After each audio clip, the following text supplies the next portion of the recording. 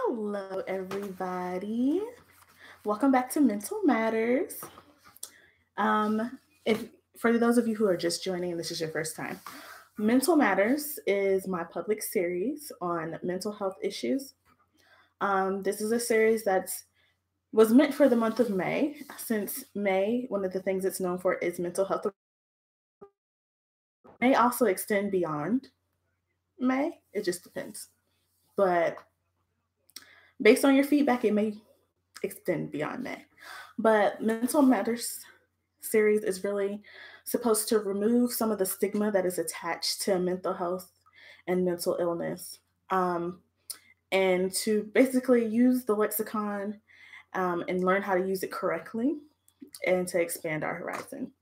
So today we're going to talk about chapter 2, which is what about the kids? The kids are important too. Statistics show that mental health shows up early, usually starting about 14 and definitely before 24 is when it starts to present itself. So it's very important that we talk about our children because children are our future. And we need to learn how to better communicate with them and to protect them and to help them.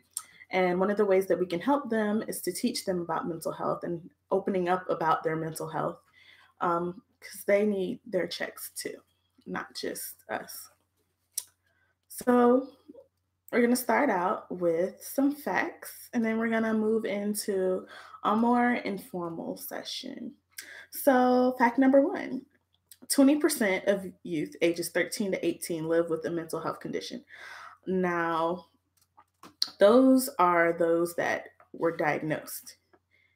Also, those are the ones by diagnosed, I mean that actually went to see someone whose parents or a professional at the school or whoever referred them to seek help. This is not including those who may be living with a mental health disorder and aren't diagnosed. These are just the ones that got diagnosed. So that's 20% diagnosed. 11% of youth have a mood disorder. Now, mood disorders aren't mental disorders, they're more personality based, but it's still a mental health issue. 10% of youth have a behavior or conduct disorder. Behavior, conduct, the way you act and interact with others is more of a social disorder. 8% of youth have an anxiety disorder, meaning being anxious, being riled up, being nervous about day to day activities, their day to day interactions with others. 1 in 5 children, that's how many 20% is. 1 in 5 children have or will have a serious mental health illness. Now, your mental health is always serious. It's very important to check on your mental health. A lot of us don't check on our mental health enough. Some don't check at all in their lifetime. And it's even more important to start when we're young. And part of that is removing the stigmatization that is surrounding it. Removing the stigma surrounding mental health really opens the lines of communication to be able to talk about these issues. And when we can talk about it, then we can deal with it. You can't deal with something you can't talk about. That's why a lot of people that do go and seek help, that help isn't given to them or they're not diagnosed because you're not talking about the real issues. When you talk about the issues, we can better learn how to help you. It's a serious mental health illness. It means it's really impacting your life.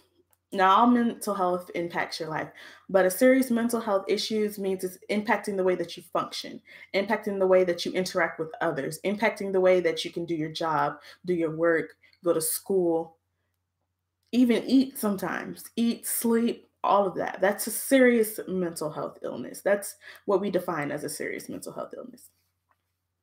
50% of all lifetime cases of mental health illness begin by age 14 and 75% by age 24. And this is what I mean by it starts early. Mental health isn't something that you should just wake up one day and be like, oh, maybe I'll check it, or oh, maybe I do have a problem. You should really start looking at it early. The earlier you can find it, The earlier it can be treated and the easier it is to deal with. And sometimes if it's treated early, you can have a better functioning mind. You can have a better functioning life. You can have a better social outlook. You can have just a better life in general. You can be a better you. That's when you find it early. That's like any illness. When you find it early, it's more treatable because it isn't as advanced. It hasn't had time to fester yet. Now, when you let something fester, it manifests out of control. And that's what we're talking about here. The average delay between onset of symptoms and intervention is 8 to 10 years. 8 to 10 years. That means your symptoms are showing, you're not doing anything about it. Your symptoms are showing, your family isn't doing anything about it. Those around you aren't doing anything about it. We're not communicating about it. It's showing and no one's saying anything. Or they may be saying things, there may be whispers, because you know how people tend to do. There's whispers around, but no one's talking to you about it. That's important as well. 37% of students with a mental health condition, age 14 and older, drop out of school, the highest dropout rate of any disability group. And one of the reasons it is so high is because kids don't know how to function and they don't take well to not being like everybody else. Kids, one of the biggest things kids want is to fit in and to feel like they belong, especially if they don't feel like they belong at home. They really want to feel like they belong amongst their friends. And when they can't make that happen, and when they can't please each other, please their teachers, make other people proud of them and happy about them, and they just feel like everything they do is wrong, that's when they start to hate school. That's when they start to hate learning. That's when they start to hate being themselves. And that's one of the largest reasons why this is the largest group that drops out, because mental health can display itself in such a way that it's off-putting to others. And rather than being addressed in a helpful manner, and when it can't be hidden, it's talked about in whispers. And then when it's not talked about in whispers, it's used as a derogatory term or in that one interaction with that person you just don't like. Or it's the subtle verbiage used by someone that you really love or really care about. And they don't see a problem with it, but it deeply affects you. And as we all know, things that affect us affect children 10 times more. Everything is 10 times more serious to them. And so when they get that feeling that the whole world is against them, they shy away from that. And that's why they drop out. Because the whole world has turned on them, they feel. And there's no reason for school. What's the reason for school if you're going to be bullied every day? That's why they drop out. 70% of youth in state and local juvenile justice systems have a mental health illness. 70% diagnosed. There could be more. And the reason that they end up here is because they don't deal with what's going on because they don't know how. Because they're children. And no one's talking about how they should deal with it. Nobody's helping them deal with it. Nobody wants to address it. And a big thing I wanted to say for later, but we can go ahead and talk about it now. A lot of parents don't want to have their child diagnosed. And recently I heard about this on the radio. And it made sense. But it's one of the things that I wanted to talk about because it's often untalked about. People don't want to address it. Parents don't want to have their children diagnosed. It's not because they don't want them to get treatment. It's not because they don't want them to be better. It's not because they don't want them to be a better them. It's not because they're negligent parents. It's nothing to do with them not loving their children. 9 times out of 10, it has everything to do with the fact that they love their children so much they don't want that stigma to be attached to them for the rest of their life. Because of the way we converse about mental health, because of the discussions that go unsaid, because of the things that are said that should not be said, parents feel as though to have your child diagnosed with a mental health disorder means to ruin their chances of a successful life. It means to ruin their chances of getting into the military, to ruin their chances of getting a good government job, to ruin their chance of getting a job at all in some cases. Because when you check that little box that says, yes, I have a disability, in their minds, that means, yes, I'm incapable of. Yes, I cannot do. Yes, I lack here. Yes, I don't have the capability to. Yes, I am not. Yes, I am less than. Yes, I am unworthy. There's so many words that you can sub into those sentences, but that yes, which we so many times we have the connotation of positive with the word yes, that yes becomes a negative because of the stigma that we as a society attach to mental health disorders and mental health illnesses. Just like your body, your mind can be just as sick as your body. I'm going to reiterate that as long as this series goes, as long as I talk about it. Your mind needs a checkup just like your body does. Just like your heart rate, your blood pressure, your cholesterol, your glucose levels, all of that. Your mind needs a checkup. And when parents think about that checkup, they think, if I do this to my child, I will ruin their life. If I do this to my child, two, not four, two, if I do this to my child, I will ruin them. If I do this to my child, I am setting them up for failure. If I do this for a child, I am removing something that they could have. If I do this for my child, I am hurting them, not helping, hurting them. And you're doing just the opposite. And I need you to not use the rhetoric of, I'm doing this to my child, I'm hurting my child, I'm hurting their chances, I'm setting them up for failure, I'm destroying their lives. You are helping, you are aiding, you are assisting, you are promoting, you are giving them the best thing that they can probably ever have in their life, and that's their health. You're giving them a chance, because when you say, I don't want to do this to them, I don't want to take away from them their chance to be successful. And that thought process, when you're thinking about their mental health and thinking about getting them treated and diagnosed, you have already set them up for failure. You have already taken away part of their chance for success. And the fact that you're taking it upon yourself to say, I have decided that it is not right for my child. I have decided that it is not okay for my child.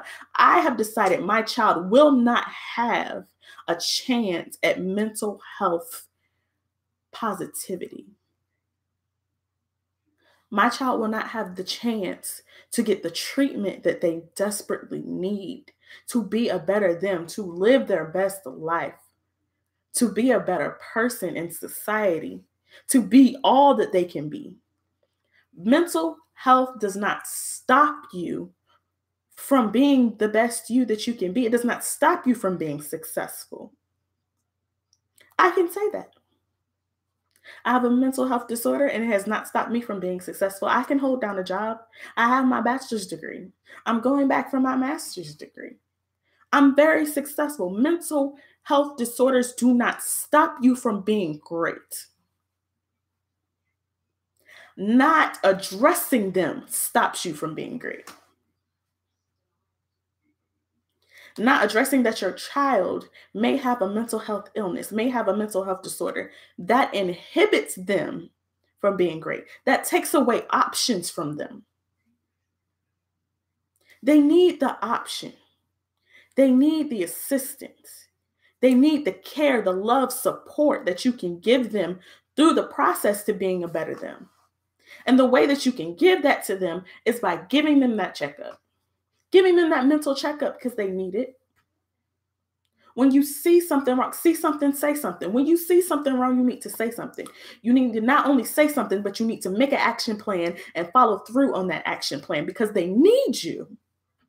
They need you to be in their corner. And trust me, they know. They know when you're not in their corner.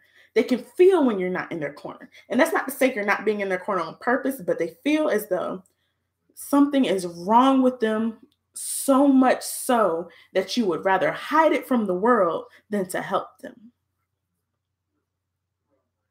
Again, why a lot of these kids drop out or end up in the juvenile detention system because they feel that something's wrong with them. Just by the way that you're acting about it, just by the way you react to it when someone tells you, or your child might have, you might want to consider. And the way that you flip out, the way that you get assertive and aggressive, the way that you flip into another person that they don't see as their loving parent lets them know that something is wrong with them that should not be wrong with them. And they will do everything they can to try to hide it. And that's not fixing it. Hiding and fixing are two different things, and you need to address that. Talking about it and opening that dialogue within your home makes them feel comfortable. It makes them feel like it's okay to be them. And that's one of the largest things that our children struggle with, and that our teens struggle with, and our college students struggle with, is learning that it's okay to be you. It's okay to love you. Just the way you are, it's okay. And it's also okay to know that there are some things that you need to improve on. You need to learn how to improve on them. You need to learn how to recognize them. And it starts in the home. Teach them how to recognize themselves. Teach them to recognize when something is a little off in how they usually are. And that goes a long way. Open the lines of communication. Communication. I can't say it enough. Communication is so important when it comes to mental health. And the way you communicate is important. Effective communication is a positive communication. Negative communication is not effective communication. It's not okay to be like, I think you're crazy.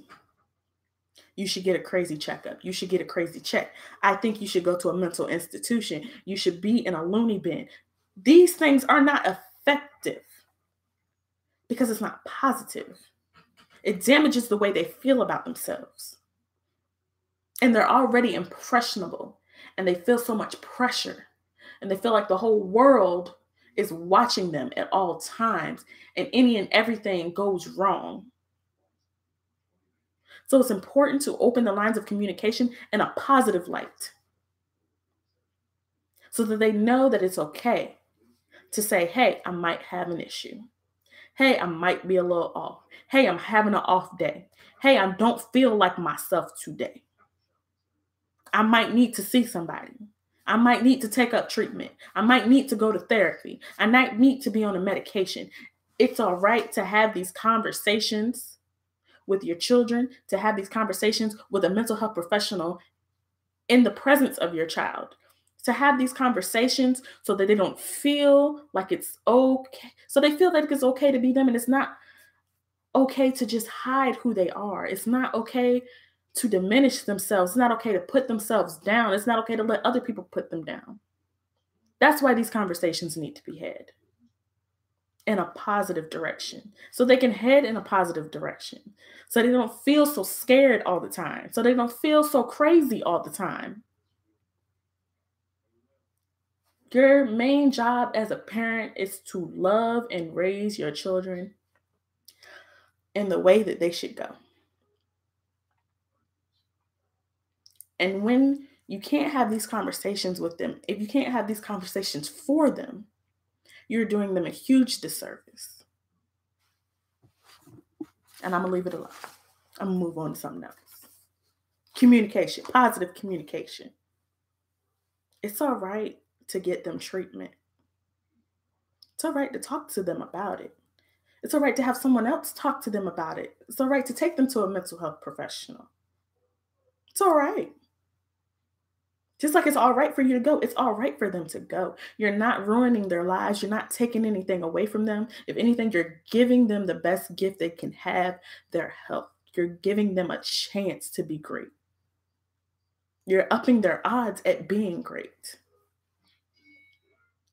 Suicide is the third leading cause of death in youth ages 10 to 24.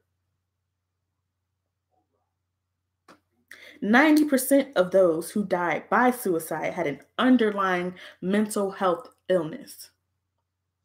And a lot of those that had those unaddressed mental health illnesses, it could have been prevented if you just talked about it. It could have been prevented if you dealt with it. It could have been prevented if y'all had that intervention and you surrounded them with love instead of surrounding them with negativity. Promote health, promote wellness, promote happiness in these conversations. Here are some warning signs that you may see in your children. Please don't ignore them. And please don't take them with a grain of salt, but please don't overanalyze them to the point where you're like, no, something has to be wrong with them because they had one. No. Just use them as a guideline and let a mental health professional see them, diagnose them, treat them if need be. This is what to look for. Feeling very sad or withdrawn for more than 2 weeks. For example, crying regularly, feeling fatigued, feeling unwanted, feeling out of touch with reality, feeling just not there, feeling numb, trying to harm or kill oneself or making plans to do so. Now, you already know this is a warning sign. I shouldn't have to tell you this. If I did, well, now you know. Out of control, risk-taking behaviors. Sudden, overwhelming fear for no reason. Sometimes their hearts may race. They have a jump in anxiety. They just feel out of touch with things. They just want to run away. That's important. Not eating, throwing up, overeating. Severe mood swings that cause problems in their social interactions. Repeated use of drugs or alcohol. Drastic change in behavior. This is important, and this is when it's really important to trust your instincts and to know your child. Or know the children around you, your cousins, your sisters, brothers, your nieces, nephews, grandchildren, your students, if you're a teacher. It's important to know them to recognize this is not how they act. This is not how they react. This is not them. So then you can say, okay, there may be a problem here that we need to address them. We need to do something different here. We might need to see a medical professional here. We might need to seek help from the parents here. There may be an issue here larger than what I can do, larger than what I can help with. And I may need to seek help for them. And I may need to talk to them. Extreme difficulty in concentrating or staying still. This can often lead to them failing in school. It's important to recognize that as something that needs to be addressed, because when they're fidgeting like that and they just can't sit still and they just need to move, they're not concentrating, or they're concentrating too hard and nothing's being absorbed. And then when it comes time for that test, they can't do it. Or that quiz, can't do it. That homework, can't do it. It's important. Intense worries or fears that get in the way of daily activities, such as being with their friends, eating, cooking, riding bikes, homework, coloring, playing. Anything that gets in the way of them being them, their normal them, what you find as their regular them, needs to be addressed. 4 things as a parent, a professional, grandparent, family member, friend. Talk with their pediatrician. If you're not the parent, you might need to talk to the parent, but talking to their pediatrician can help so that they can go ahead and see if it's beyond their scope and you need to talk to a mental health professional and they need to talk to a mental health professional. Talk to their pediatrician, their regular doctor, their primary care provider.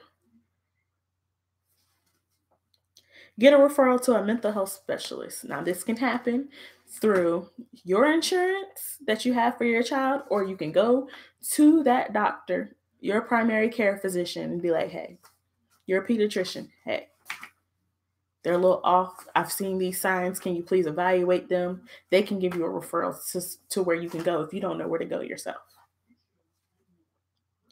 Work with the school. It's very important to communicate this with the school and let them know their treatment, let them know their needs so that the teacher can better deal with them, so they can understand, special accommodations they may need to have for them. Connect with other family members. This is so important because you need to talk to your family about how to address this. Because everybody's family isn't the most sensitive family in the world. And the way that you address this could be detrimental to their treatment. If you address this going in with a negative light, it's not going to be good. If you haven't briefed your family on how to react to this and how to act about this, it could go wrong really, really fast. Talk to them about what's going on. So they don't use certain words, maybe. So they don't have certain behavior. So they don't talk about certain topics that are just off. So they don't come like, yeah, Susie over there, yeah, she's crazy. She da-da-da-da. Don't let them do that to your child or around your child, especially when they're trying to go through treatment. Kids already feel like something's wrong when they have to go to the doctor and go to treatment. Don't let them feel more off. Don't let them feel more different than everyone else by your family members having those conversations around them that aren't right. By placing that stigma back into their mind that something's wrong with them, that all people who have mental health disorders are crazy, need to be in a loony bin, need to be in a mental institute. It's important to talk to your family because the family unit, it takes a village to raise a child. That family unit is so important to that child. And the way that they view your child and the way that they communicate with your child, the way they interact with your child means the world to your child. So it's important to have these conversations with them. So let's move into the student guide to mental health. All my students out there, hey! Children, college students, grad students, anybody going to school, adult students. Know the 10 common warning signs. Number 1, feeling sad or withdrawn. Number 2, seriously trying to harm yourself. Number 3, severely out of control with risk-taking behaviors. Number 4, sudden overwhelming fear. Number 5, not eating, throwing up. Number 6, seeing, hearing, or believing things that are not real, that are not there. Number 7, repeatedly using drugs or alcohol. Number 8, drastic changes in mood, behavior, personality, sleep habits, interactions. Number 9, extreme difficulty concentrating, staying still. And number 10, intense worries or fears that get in the way of daily activities. Remember those. And if you can't remember it, rewind and rewatch what I just said. And if it still don't stick, go to the website that I'm going to put up and download the information, put it on your wall, put it in your book bag, put it in a folder and a binder, make it your screensaver, whatever you got to do to help your friend, to help yourself. Worry, tell somebody. 1 in 5 youth and youth adults live with a mental health disorder. It's all right. Create that community. Create that commonality. If you're worried about somebody, tell somebody. You know who you can tell? A family member, a close friend, a teacher, a counselor, a coach, a faith leader. All those people are your resources. They're not your enemies. They're your resources. Use your resources. What to say? Now, students, class is in session. Adults, you're students too right now. Class is in session. We all know that you can say things out of your mouth that might not necessarily need to come out of your mouth, that maybe shouldn't have come out of your mouth, that maybe should never again come out of your mouth. And those things attach to people's feelings and make them feel disrespected, make them feel sad, make them feel anxious, make them feel fearful, make them feel less than.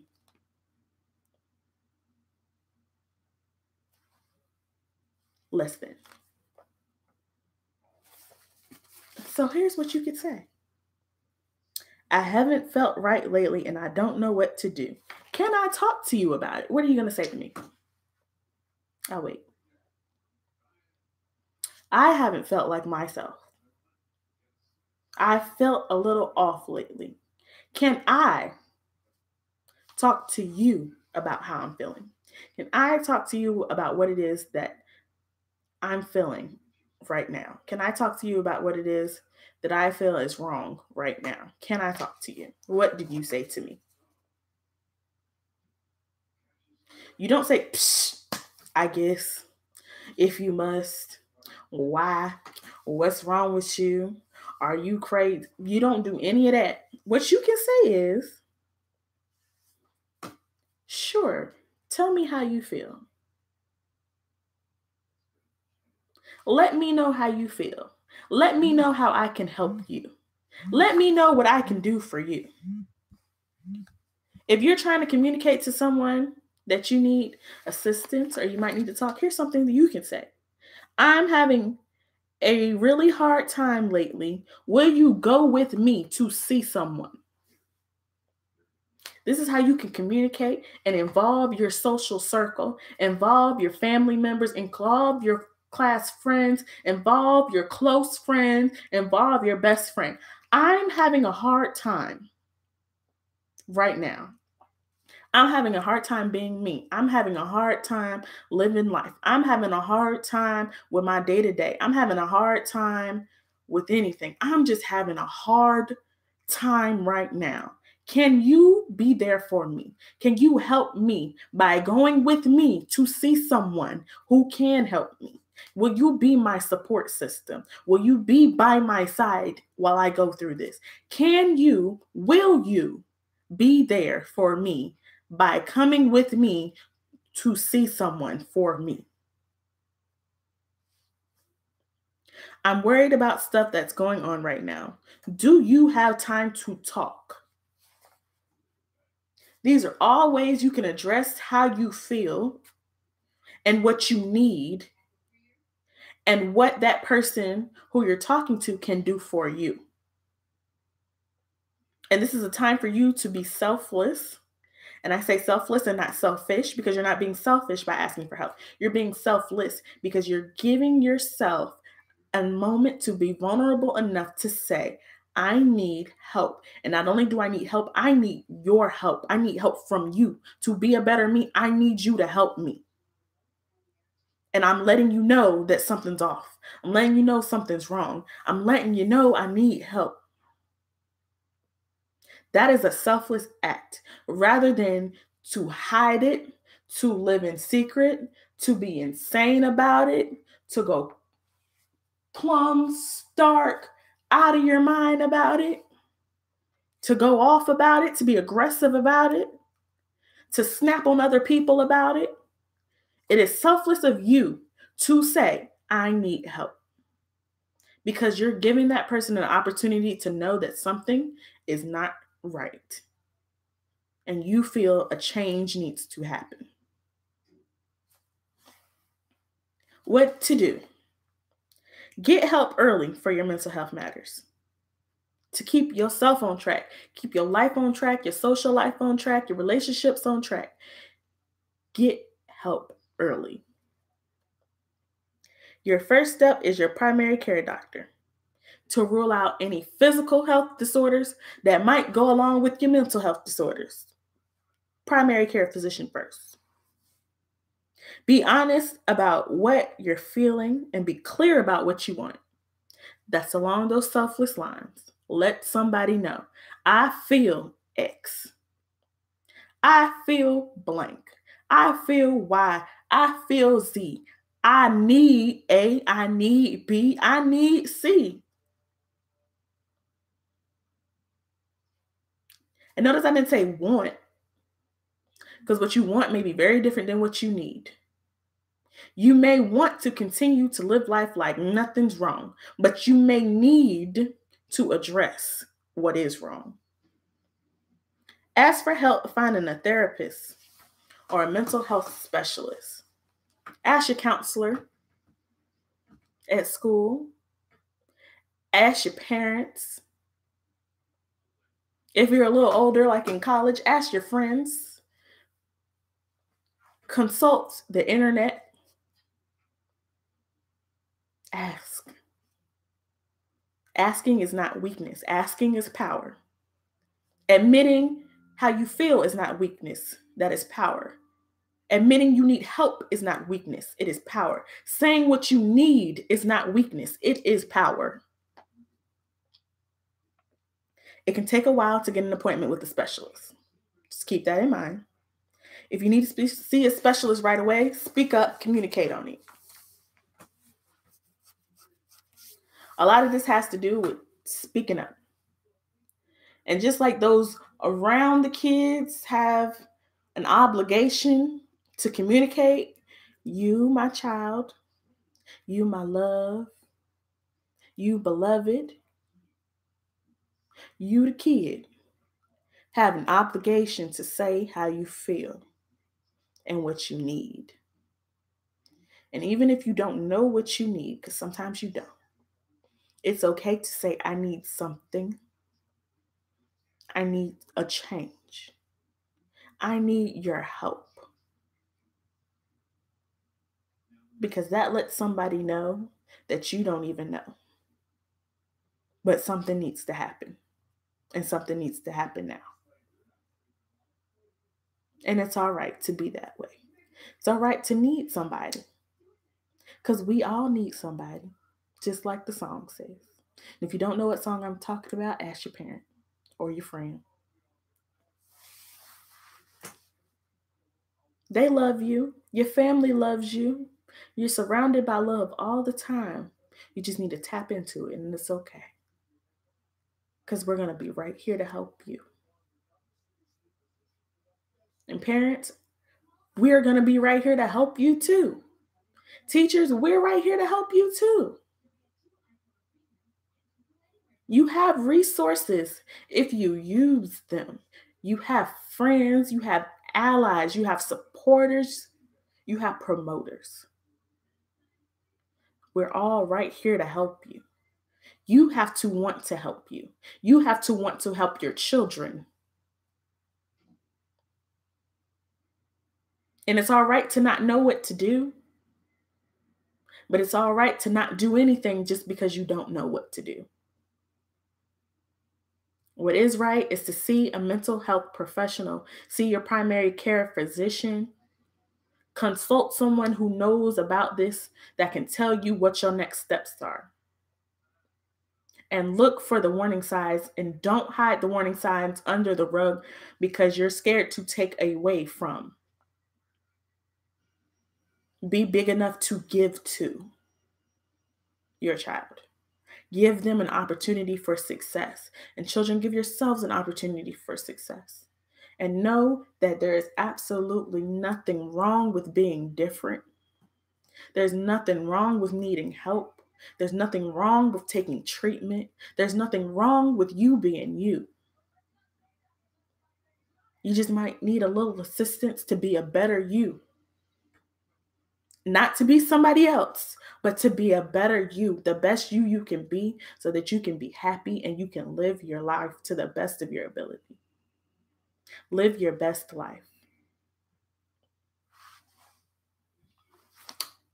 On that account, I'm done ranting at you and yelling at you and spitting out all my facts at you. I'll be back again next week. Yeah, next week for part 3. Part 3 is being a support system. This is for the support system. This is how you be a good support system. And this is how all of you out there who are like me and have a mental health disorder, this is how you recognize your support system and communicate with them how they can help you. If you want to learn how to be a good support system to someone around you with mental health, and if you want to learn how to recognize your support system if you have a mental health disorder, come back here. I'll be here yet again. My same face will be here, and I'm going to help you out and let you know how you can be a better you, and how you can recognize those around you that are here for your good, and how you can be there for the good of the person that you love. So, as always, this is Mental Matters with Brittany Jacobs, delegate for 2018 Miss Full Figured North Carolina. And I will see you again next week. And as always, check on your mental health. Love yourself through mental health. Bye-bye.